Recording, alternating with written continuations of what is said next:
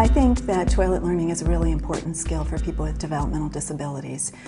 And I think it's as important as the current focus on academics. I'm the mother of a 4-year-old boy with a developmental delay.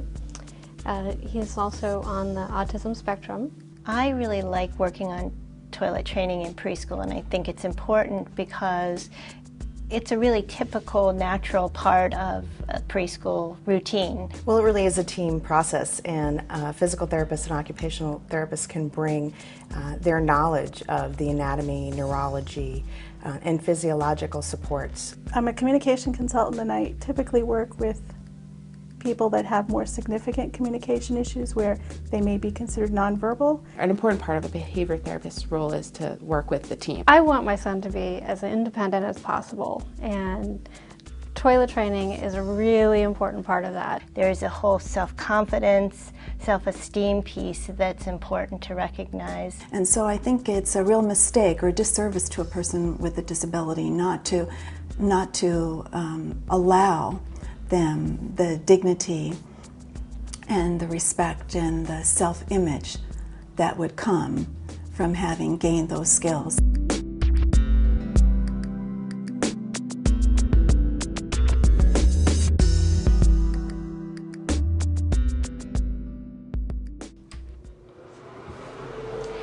So this is our preschool bathroom, and you'll hear the fan. This is one of the things that we have to deal with when we're trying to toilet train a child.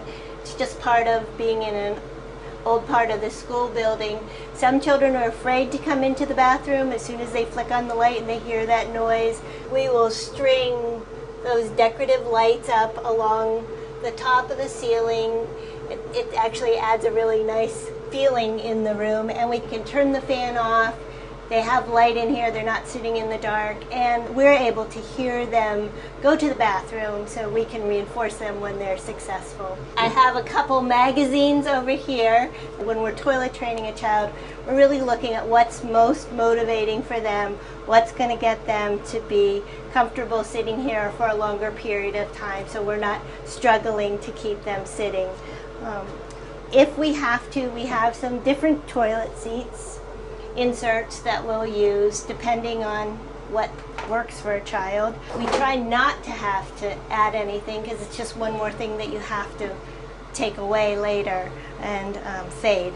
We have the stool here so a child can be positioned at a 90-degree angle. They don't have their feet dangling because preschoolers are so tiny often that they don't touch the ground. We've got visual supports over here on the wall.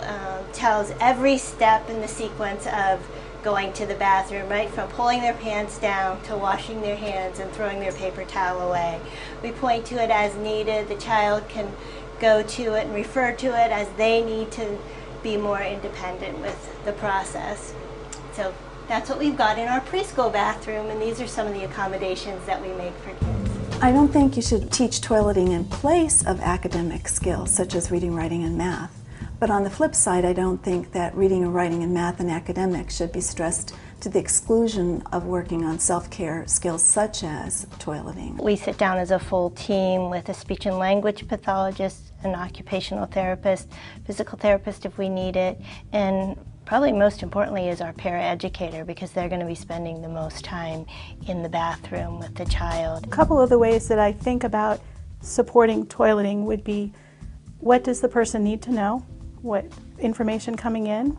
And then what does the person who's being toilet trained need to tell others? So information going out. I want to make sure that the person that is involved has those tools. So I have a couple of examples of communication supports that might be used for toilet training as well as many other things. This is a single message device where you press the button and it would speak one or more messages. This is another support, a mini schedule or a task analysis. Some of them are more abstract than others. It can be information giving as well as supporting independence. In some situations, you would want to use a three-dimensional object, and that's appropriate for someone who does not understand two-dimensional photographs or line drawings or text. Sometimes you can introduce an arbitrary element, something that they could have available and it wouldn't stand out as obvious to somebody else. A wristband that they put on when they go in to do toileting routines. You just want to be real careful about choosing the representation, what symbol you use, as well as the language that you use, because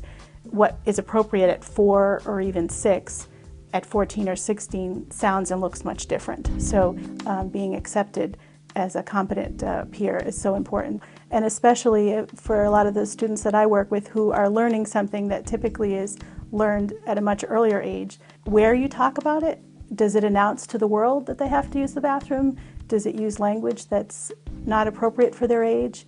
Or is it subtle, where it may say, can I take a break? And that gives them an opportunity to leave and then tell the support person what they really need. Well, it really is a team process, and physical therapists and occupational therapists can bring their knowledge of the anatomy, neurology, and physiological supports. We also can help coordinate with the doctors around some of the results of the tests that might have been done, looking at whether the child's perhaps has muscles that are weak that might need strengthening, or perhaps has difficulty in relaxing. And so working on some physiological quieting activities to help the child be more successful. Depending on the child's abilities and their motor control, they may have difficulty relaxing on the toilet because they're not well supported posturally. This is an example of a padded high back support for a child that might need more postural control. It has some shoulder straps, it has a ring reducer, also has some arm supports for getting on and off the toilet. And one of the most simple things that we can do to help children is to support their feet, but sometimes just getting something supportive on their back and under their feet might be all it takes. There's others that go over the entire toilet and the toilet seat so that they can maybe lean forward and to feel like they really can relax. We really look at what works best for each individual child, and we problem solve that with the family. It can feel like it's taking forever, and it can feel like you want to change things, change the plan to get faster results. But that doesn't really work very well. And at least in our case, we really had to stick with it. And a lot of that is trying to figure out some of the problems. Like once there's a pattern established, it's really difficult to change that. So really sticking with a program is really important. And another aspect of toilet learning would be to focus on participation and independence. In the field of developmental disabilities, I think the concept of partial participation is a really important thing to remember, to the extent and the level that they're able to. I think it's important to integrate toileting into logical or predictable events before or after time on the playground, or when they first come in the morning and when they leave.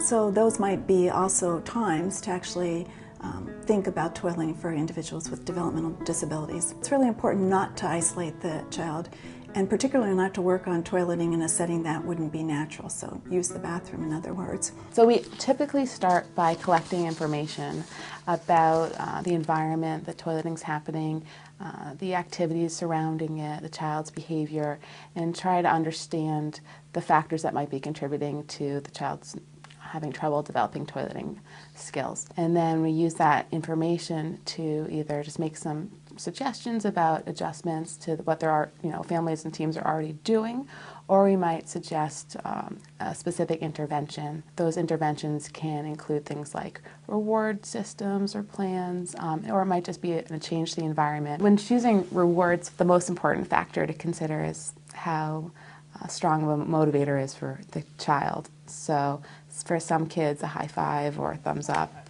or a hug is all they need, and that doesn't change day to day because they get just as excited every time.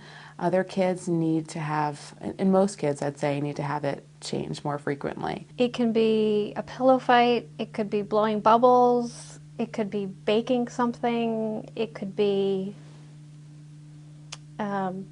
walking in mud. So it's really important to involve your child when you're choosing rewards. You might want to bring them to the dollar store and ask them, what they'd like to earn. A piece of candy, a special snack, 5 minutes on the computer. Some parents and families just want to work on toileting at home, and at school is school time. Often children who are a little bit lower functioning, toileting might be a primary goal that they really want to focus on at school and at home. And the plan might be a little bit more rigorous. So the child might be brought to the toilet every 15 minutes and asked to sit for a few minutes, and in between be given water. The goal is that they'll eliminate on the toilet, be given a reward, and so eventually they learn to associate sitting on the toilet with going to the bathroom and make that connection.